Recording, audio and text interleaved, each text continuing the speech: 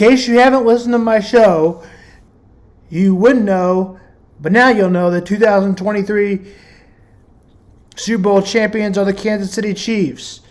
After climbed a NFL mountaintop to defeat the Eagles in Super Bowl 57. It's the perfect time, depending on free agents. The 2023 offseason Brett Veach front office will have some difficult decisions to make. With several players seated hitting in the unrestricted free agent market, will receive an extension from some of them will choose to retire.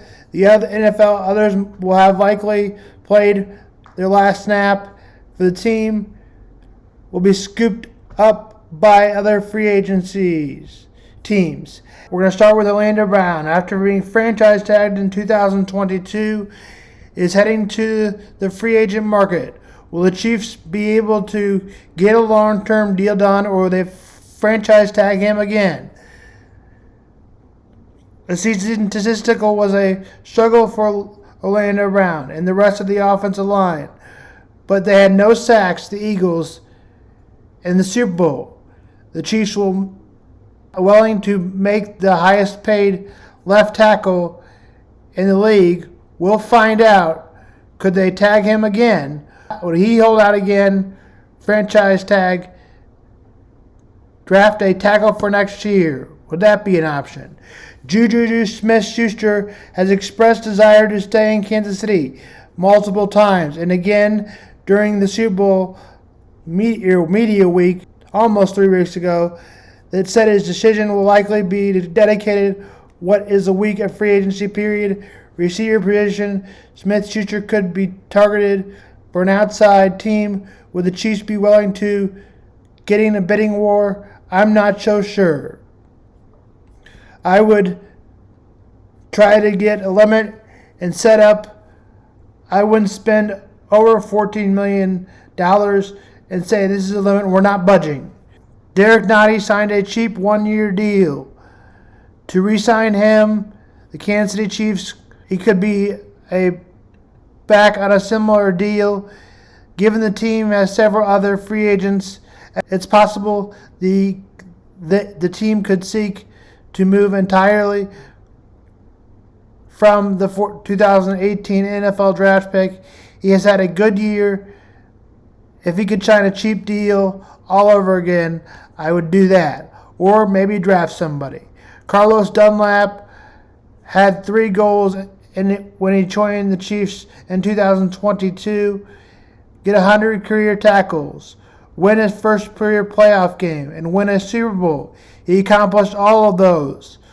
So what does he have left to accomplish in his career? Except Dunlap to give his retirement a serious consideration. I think he either goes to the Chiefs or retires. I think Dunlap is more important than Nottie because he plays on the defensive end, and Chris Jones plays as a defensive tackle, and he can make up for a spot at the defensive tackle. He can also coach them, the players, to know what they're doing. Andrew Wiley has been a long, valuable depth in the Kansas City Chiefs. He had all the performance in running game, the passing game, in Super Bowl 57. The team looked to upgrade their position in free agency, the draft, and Wiley could have another suitors at free agent, but I wouldn't be shocked to see the homegrown talent stick around. He had a great Super Bowl and maybe cheaper price. Chad Henne announced his retirement. The Chiefs will have to find a new backup quarterback. Ronald Jones is healthy scratch majority of the 2022 season. He didn't crack the active roster until Clyde Edwards-Helaire got hurt. It's hard to envision a scenario where he'll be back in 2023. Fullback Michael Burton. Andy Reid always likes to carry a fullback. Will he likely be the guy moving forward unless the Chiefs are dramatic changes as a team offensive philosophy? I think your tight ends can be behind for a fullback.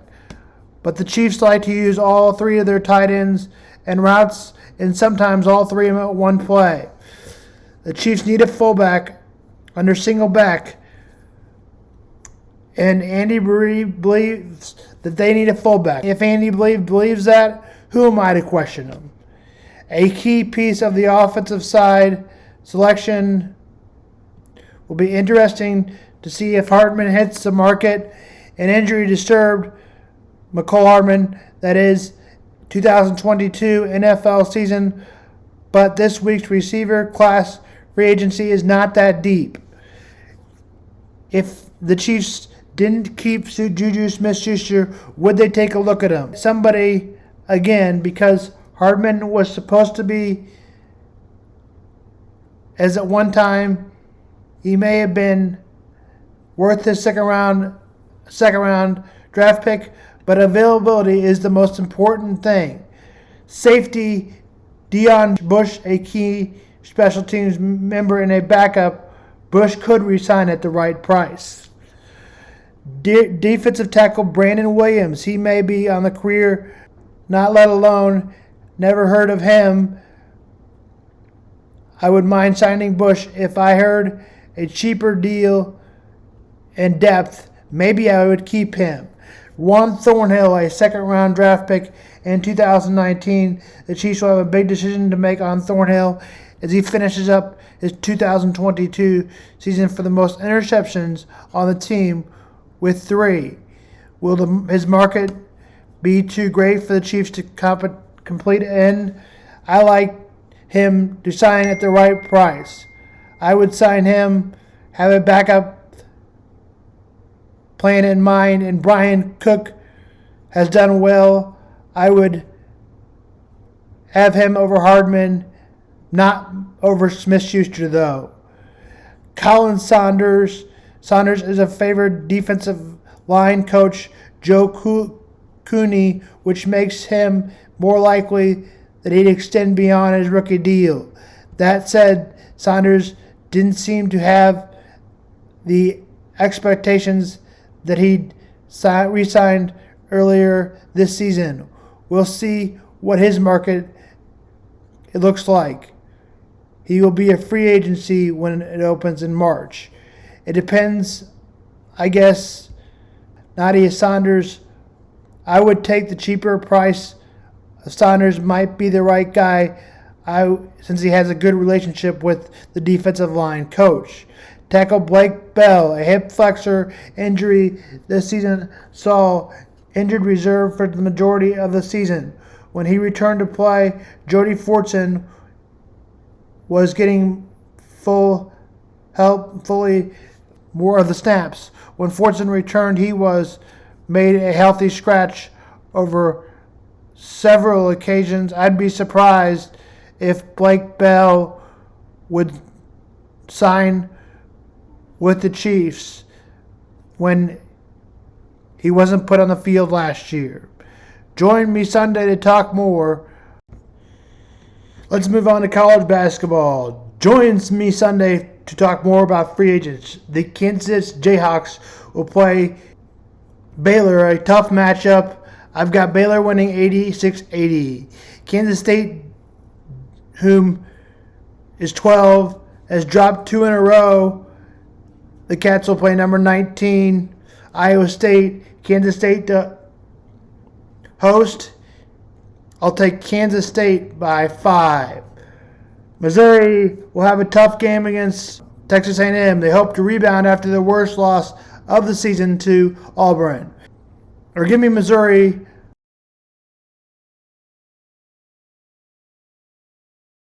88 and a barn burner.